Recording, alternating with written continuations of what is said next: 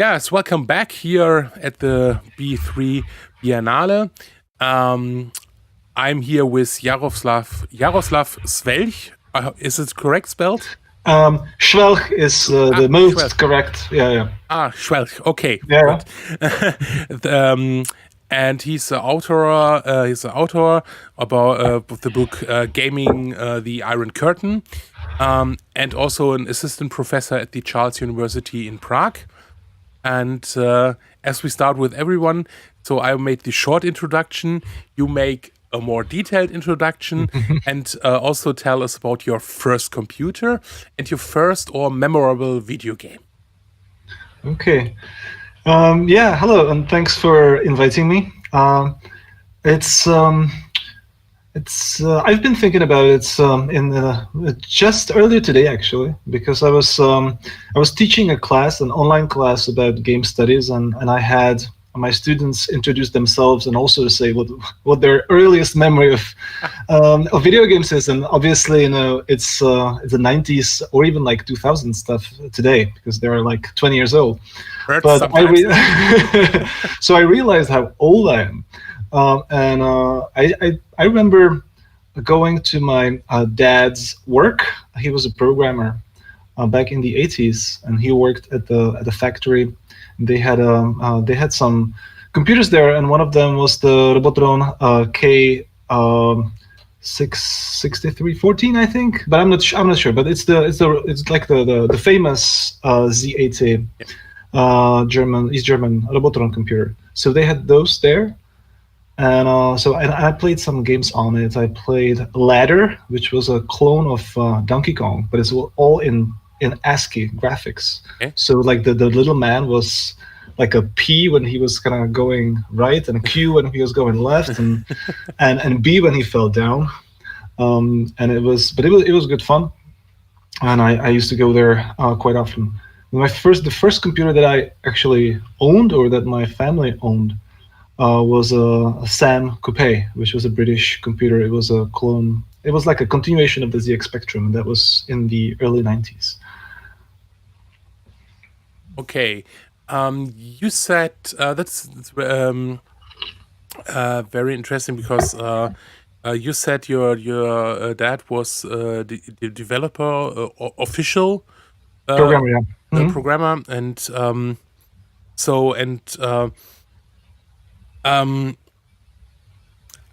how was it to develop in this country in these times? Because this was the official way. You said you have a Robotron, but did you later get also access to official Western computer, or? Yeah, it was. It kind of depended on what was possible to import into the country. So he started. Also, already at the university, he started working on mainframe computers. I think it was probably like the Soviet bloc mainframe computers that were clones of IBM. But then, when kind of personal computers were becoming more available, they had the East German ones at the factory. But they also had PCs. So IBM PC compatible computers from Olivetti, from Italy. And that was in the late 80s, so I think about 1988. And I remember that they would gather around the PC computer, and they would play Leisure Suit Larry. I don't think they understood very much, because I think only one of the group spoke decent English, but they played it anyway. So yeah, like I think already in the 80s there were IBM PCs in some places. They were just more expensive and harder to get. Larry is also a phenomenon here in Germany, because I was, when it was released, 11, 12, and a lot of my friends, we also played it. Our English was very basic, but when I speak today to persons of my age, there are often people that say, "Hey, I learned English with that because I have to look in the book and to check it." And also for me, I did, because of the questions at the beginning, I knew more about U.S. politics than German politics at this time. So Yeah, yeah. this is very funny. I want to make a jump forward because this is very interesting. Hmm.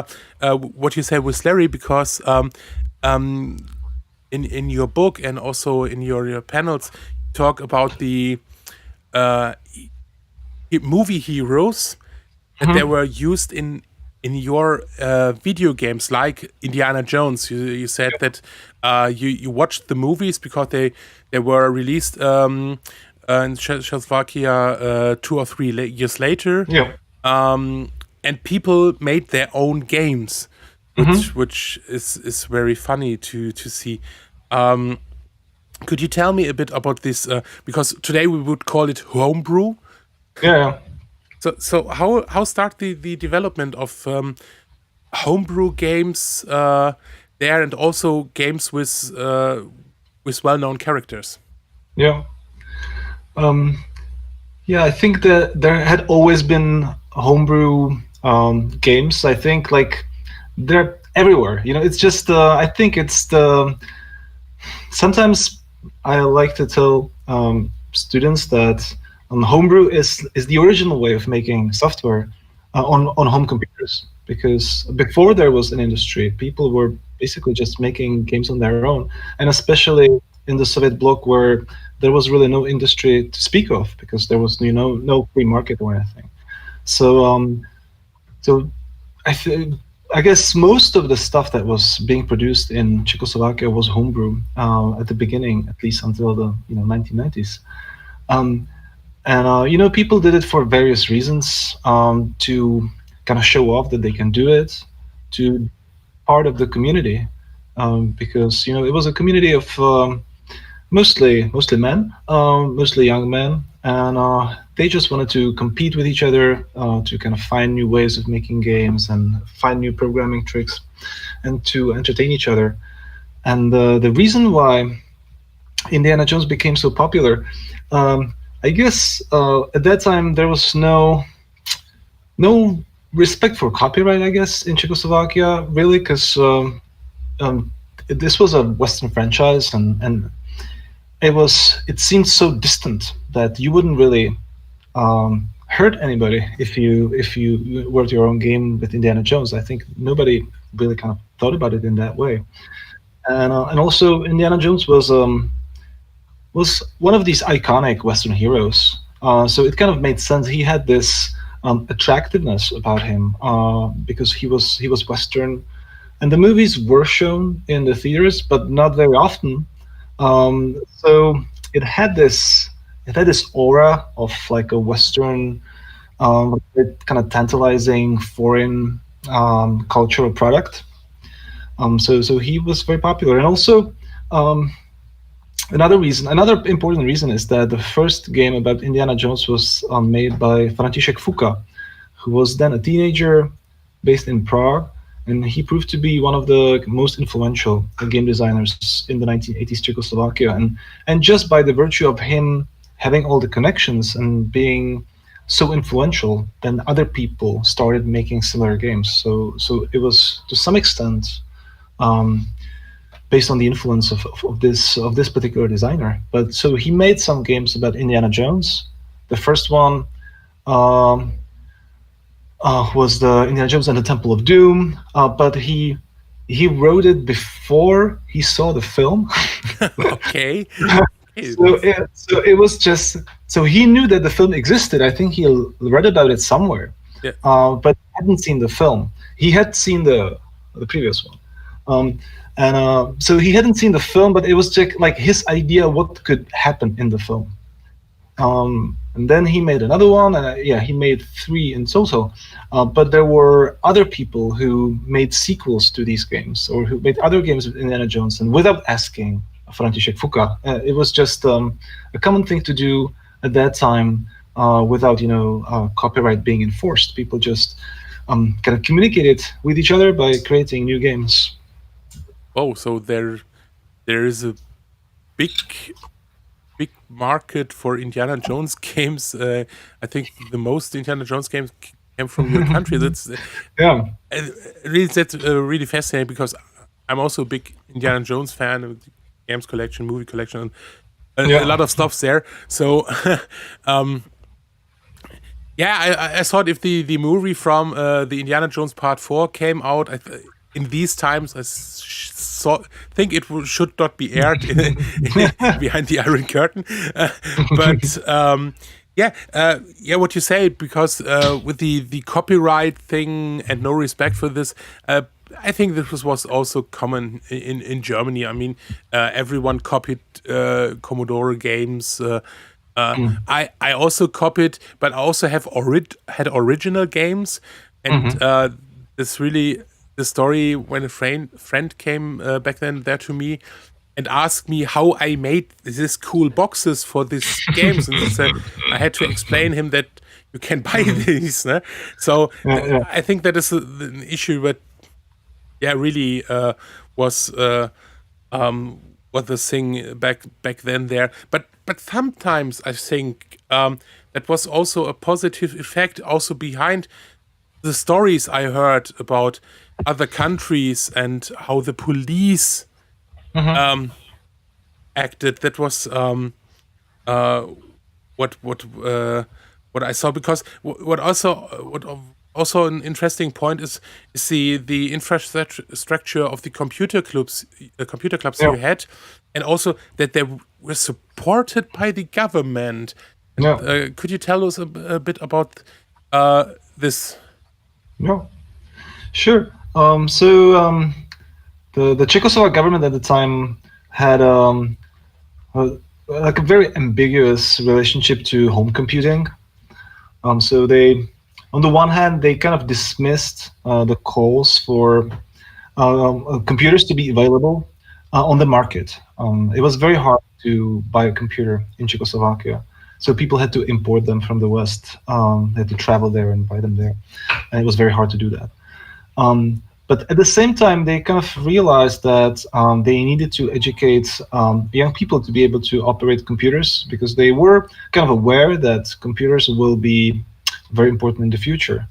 So they did invest into educational programs and computer clubs, mostly for young people. And a lot of kind of hobby activities were subsidized at that time. Part of it was just like based on some of the ideas of the government about sort of educating people so that they can kind of work diligently in the socialist economy later, or use their skills in the army. So it had this practical purpose, right? So you will learn how to operate computers in these clubs, and then we will use your skills later in the economy or in the military. But that like we don't really know how that would have turned out, because then the regime fell. But that was the idea, that they will support these clubs. So they did that. Like the clubs had they had rooms, and they were getting some budgets to buy computers, but I mean, I guess not much. It just varied club by. And most importantly, it provided them space to meet, because otherwise, like meeting in a group somewhere would be practically illegal. Because you had to, it would be unlawful gathering. So they had to have some backing of some official organization, be it a school or paramilitary or youth unions and these. So it was to some extent supported, but I think that the good thing about it, and one of the best thing about it at that time, was that while the authorities were supporting these clubs, they didn't really know what was happening in them. I think that to some extent they just weren't aware of how computers work. The skill sets just weren't there, so they couldn't really control what was happening, because the people in authority themselves didn't really know how computers worked. So there was not that much oversight. It's based on the research that I did, it seems that like there's no record of the secret police, for instance, going into the clubs and just documenting what's happening in the clubs. So there seems to have been not that much oversight. So the spaces, the clubs were actually very free. People could do what they want, and they could play Western games, and nobody really cared. There is, interestingly, there was an article in Die Zeit, I think, by Dennis Giesler some time ago about a club in East Berlin, if I remember correctly. Yes. That actually was being observed by the Stasi, but it seems that this didn't happen in Czechoslovakia. That was a point. I make a note right now because that is a difference between these what the Stasi, the state security in the GDR, made, because there were in these computer clubs. They were quite similar in East Germany.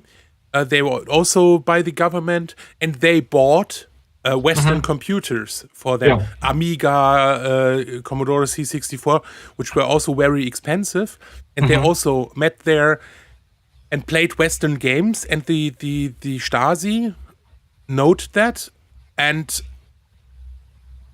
that was, I think, more like okay, they play Western games, let them play. So then maybe they thought that then they do nothing wrong. They're just playing games, and we can use them as developer later. See what happened. But the Western games, let them play. On the other hand, it was so late, the 80s, 88, 89. Maybe they had also other problems that they say, hey, besides some computer kids. Because this is something, what I thought, okay, maybe when they didn't watch it, they didn't see what happened, and that could be also maybe a small part, but also a small part to support a revolution, because they feel safe there. They had a safe space, and that is also an important difference in between other countries of the Eastern Europe. That in your country at this time, they used games for, maybe also a bit for communication. That's where we could talk a bit about this, because this is a very important time. So you mean the activist games? Yes, that was that's quite extraordinary. I haven't come across it in other countries, but I don't know. Maybe there are games like that in other Soviet bloc countries as well. I'm not sure, but it does. To this day, they haven't really been described. But I think that it's quite unique that there were a series of games made in 1988 and 1989 that were basically activist games that were openly criticizing and protesting the communist regime. And I think there were several reasons for that. One of them was that in 1988, it became quite common to go on demonstrations against the regime. I mean, it was still small groups of people, like tens and then hundreds and then thousands. So it was still a minority of the population, but it just became more common. And many of those people who were protesting were young people. And at the same time, the people who were going to these clubs were mostly young people. So I think there was an overlap between the students that felt oppressed by the regime and felt that it had no future, and the people who were going to the clubs who were acquainted with Western technology and saw that things aren't going that well in the Soviet bloc when you compare the computers, the Eastern Bloc computers. So I think there was a certain overlap. So computer games were a medium of young people and teenagers and early college students, and the same about the same group was protesting, and there was a series of really interesting games, mostly text adventures, because they were easier to make and you could make them very rapidly. There were games that there was a game that openly invited people to come to a demonstration against the regime in 1988. There was I guess my most my most favorite game is Indiana Jones on Wenceslas Square, Yes.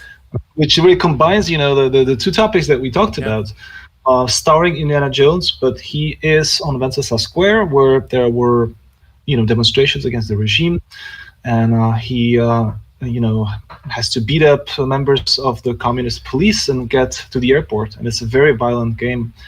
It's a text adventure, very, very devious, very difficult, but I think a great game. It really drives the point home that this was unacceptable violence from the police, because the police was beating up protesters, and really suppressing peaceful demonstration. It was very bad. Just a bit similar to what you see in Belarus, to what we saw in Belarus. Yes. Like Yes. those months ago, very similar, I think. So this was making people angry, and this game was a response to that. Yeah. That the Indiana Jones. I've seen this in your panel, and it's very, as you said, it's sometimes very brutal.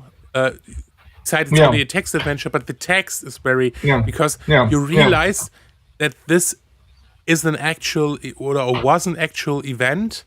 It's a, Yeah. no, but it's we have in Western Germany, we had also some political games, and also there was one RAF, Red Army Fraction, Okay. which was also homebrew made. It was banned, officially banned, but who cared, because it was only available as copy. And you had to build your own part of this organization with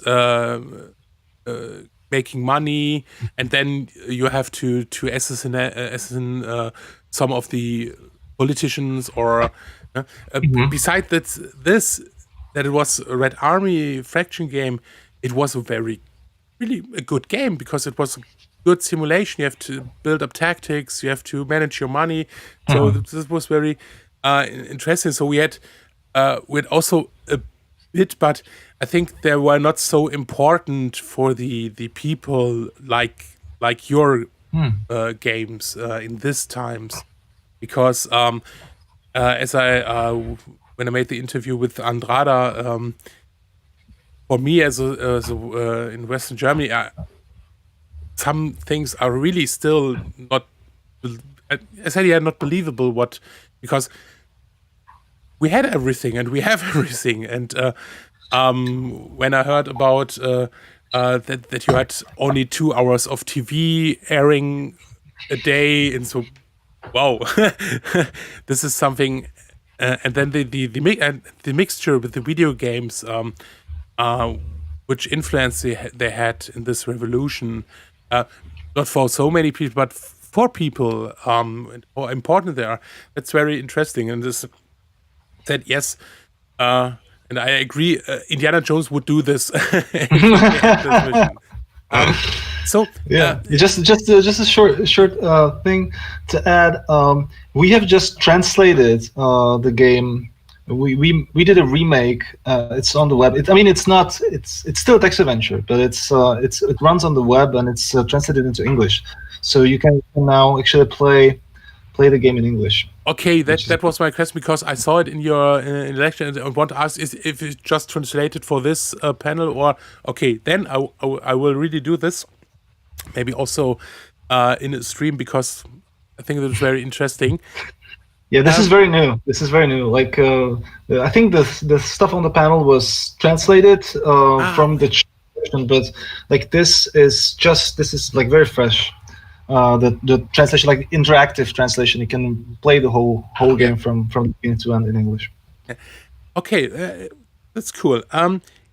One other thing, and this is one thing that I really realized we had it here, or it was under my radar, is the local games, the hyperlocal games.